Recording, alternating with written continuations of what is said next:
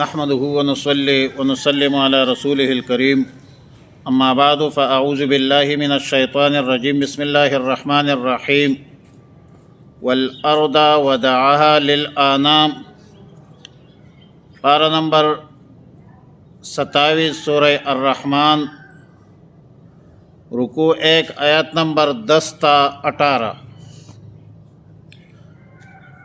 والارض وضعها للانام آنام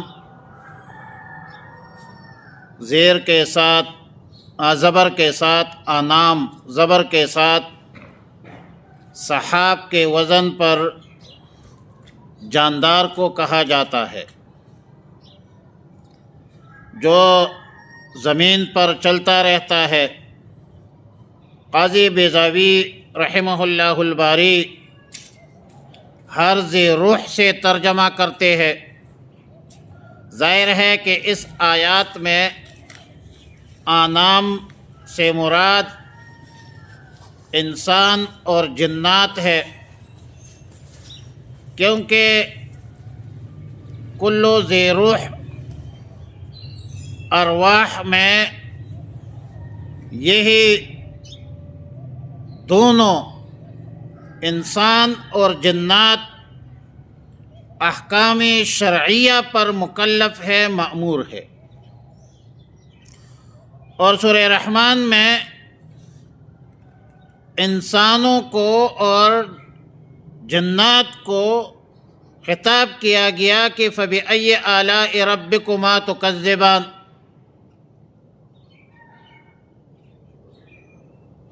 آپ اللہ رب العالمین کے کون کون سے نعمتوں کو جھٹلائیں گے؟ اللہ کی نعمت ہے تو بے شمار ہے۔ وَإِن تَعُدُّوا نِعْمَةَ اللَّهِ لَا تُحْصُوهَا فِيهَا فَاكِهَةٌ، فِيهَا میں ہا ضمیر زمین کو راجع ہے، یہ مؤنث سمائی ہے، اور فاکہہ ایسے پل کو کہا جاتا ہے جو عادتاً غذا کے بعد، کھانے کے بعد تفریح کے طور پر کہا جاتا ہے۔ والنخل ذات الاکمام، اکمام کم زیر کے ساتھ جمع ہے، جس کا معنی ہے وہ غلاف جو کھجور وغیرہ کے پھولوں میں ابتدا میں چڑھایا جاتا ہے۔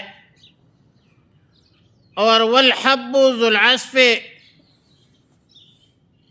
لفظ حب ہا کے فتحہ کے ساتھ اور تشدید با، دانے یعنی غلے کو کہا جاتا ہے، جس میں گندم، چنا، چاول، دال ماش، مسور دال وغیرہ وغیرہ شامل ہے، دانہ جو کہتے ہیں۔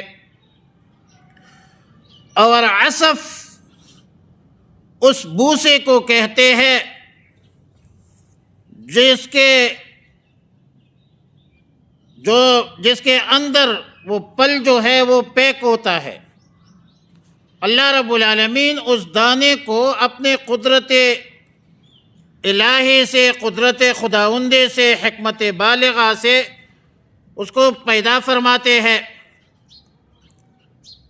اور عصف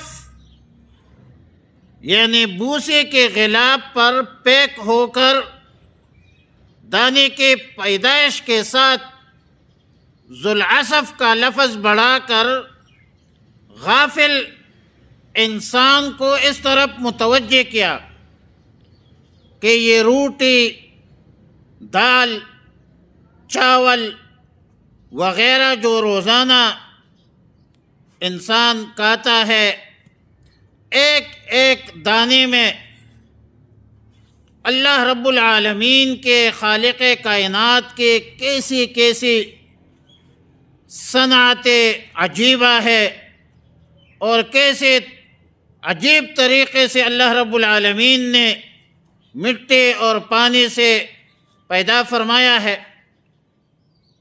اور پھر کس طرح اس پل کو حشرات الارض سے محفوظ رکھنے کے لیے ایک ایک دانہ پر غلاف چڑھایا جاتا ہے،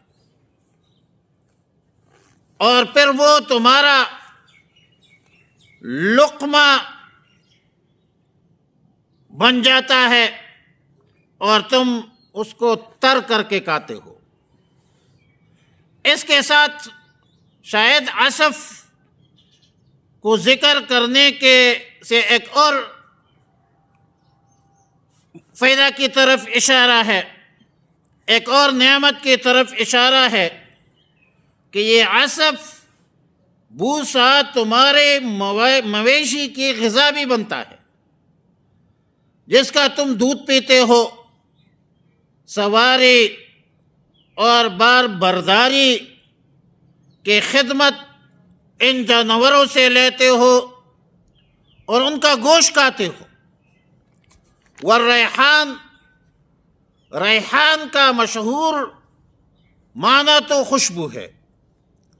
زمین سے پیدا ہونے والے درختوں سے طرح طرح کے خوشبوئیں اور خوشبو آتی ہے اور خوشبودار پھول پیدا ہوتے ہیں۔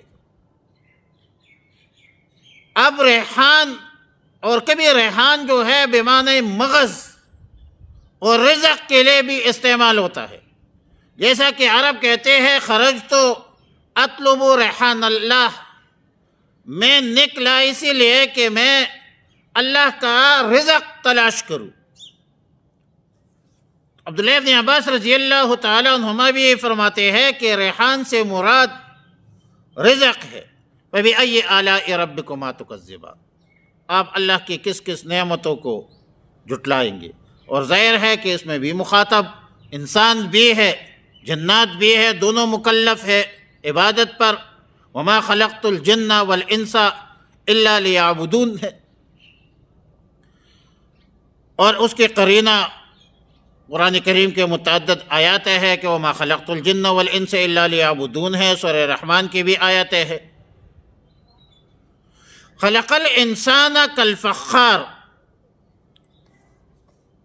بے اتفاق مفسرین انسان سے مراد اس جگہ آدم علیہ السلام ہے، اور یقیناً اس کے تخلیق مٹی سے کی گئی ہے، من طین لازب، اور سلسال پانی میں ملی ہوئی مٹی کو کہتے ہیں، کیچڑ جس کو کہتے ہیں۔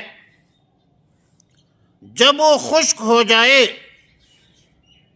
اور فخار اس پانی ملی ہوئی مٹی کو کہتے ہیں جس کو آگ سے پکایا جائے، مثلا اینٹ ہے، پکی اینٹ اور کچی اینٹ، تو کچی اینٹ کا معنی الگ ہے عربی میں لبن، اور پختہ اینٹ جو ہے اس کو اینٹ کہتے ہیں، وہ الگ معنی ہے اس کا۔ تو جب اینٹ پکی ہو جائے، آگ سے پکایا جاتا ہے، تو وہ فخار اس کو بھی کہتے ہیں۔ وَخَلَقَ الْجَانَّ مِن مَّارِجٍ مِّن نَّارٍ، جان نون کے تشدید کے ساتھ جنس جنات کو کہا جاتا ہے۔ جنات کی جو جنس ہے اس کو جان کہا جاتا ہے، اور مارج آگ سے اٹھنے والا وہ جو شعلہ ہے، اور شعلے کے بالکل آخر انتہا کو مارج کہا جاتا ہے۔ اور جنات کے تخلیق جو ہے اس کا جو بڑا عنصر ہے وہ آگ کا شعلہ ہے، اور تعریف کیا جاتا ہے کہ جسم ناری یتشکل باشکال المختلفہ، جنات جسم ناری ہے اور یہ متشکل ہوتے ہیں، مختلف شکل و صورتوں میں یہ تبدیل ہوتی رہتی ہے۔ فرشتہ جو ہے جسم نوری یتشکل باشکال المختلفہ، اور انسان کے تخلیق میں اہم جز وہ مٹی ہے، انسان مٹی سے پیدا ہے، منہا خلقناکم ومنہا نعیدکم ومنہا نخرجکم تارۃ اخری۔ پھر فرمایا رب المشرقین و رب المغربین، سردی اور گرمی میں آفتاب کا جو مطلع ہے، جہاں سے طلوع ہوتا ہے، وہ بدلتا رہتا ہے۔ اس لیے سردی کے زمانے میں اور گرمی کے زمانے میں، دونوں زمانوں میں، دونوں جگہوں کو آیات میں مشرقین سے تعبیر فرمایا۔ اس طرح اس کے بالمقابل مغربین آتی ہے، جو سردی میں غروب آفتاب کی جگہ اور ہوتی ہے اور گرمی میں دوسرے جگہ ہوتے، اس سے مغربین۔ لیکن ذکر دا متقابلین و مفید دا پار دا استغراق ہوئی۔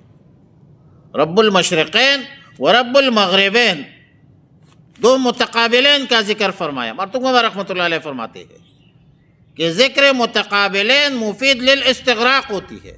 جب مشرقین کا رب ہے، مغربین کا رب ہے، تو درمیان میں جو کچھ ہے اس کا بھی رب ہے، کیونکہ ذکر متقابلین مفید للاستغراق ہوتی ہے۔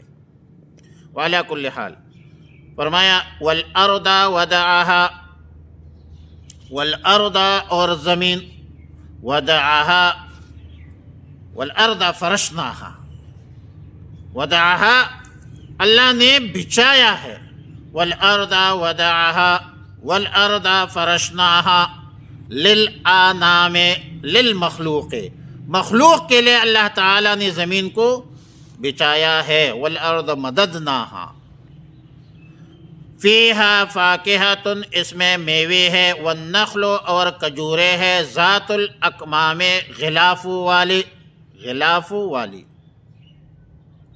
والحب اور غلہ، ذو العصف بوسی والا، والریحان خوشبودار پھول۔ فبأی آلاء ربکما تکذبان، پس کون کون سی نعمتوں کو اپنے رب کے تم جھٹلاؤ گے۔ خلق الانسان، اللہ تعالیٰ نے پیدا فرمایا ہے انسان کو، من صلصال، وہ ٹکر جس کو کہتے ہیں، ٹکرے، وہ پکے ہوئی مٹی سے، کالفخار، ٹیکری کی طرح۔ اللہ رب العالمین نے کٹکتی مٹی سے پیدا فرمائے، کٹکتی مٹی، بجتی مٹی وغیرہ، جو ترجمہ آپ کا ہے سلسال کی۔ وخلق الجان، اور اللہ نے پیدا فرمایا ہے جنات کو، من مارج، شعلے سے، من نار، آگ کے شعلے سے پیدا فرمایا ہے۔ فبأی آلاء ربکما تکذبان، پس آپ کون کون سی نعمتوں کو، اپنے رب کے کون کون سی نعمتوں کو جھٹلاؤ گے۔ رب المشرقین، اللہ تعالی رب ہے دونوں مشرقوں کا، ورب المغربین، اور دونوں مغربوں کا۔ فبأی آلاء ربکما تکذبان، پس آپ کون کون سی نعمتوں کو اپنے رب کے تم جھٹلاؤں گے، تم اپنے رب کے کون کون سے نعمتوں کو جھٹلاؤں گے۔ اللہم صلی علی محمد وعلی آل محمد کما صلیت علی ابراہیم وعلی آل ابراہیم انک حمید مجید۔ استغفر اللہ ربی من کل ذنب واتوب الیہ۔ اللہم ربنا تقبل منا انک انت السمیع العلیم وتب علینا یا مولانا انک انت التواب الرحیم۔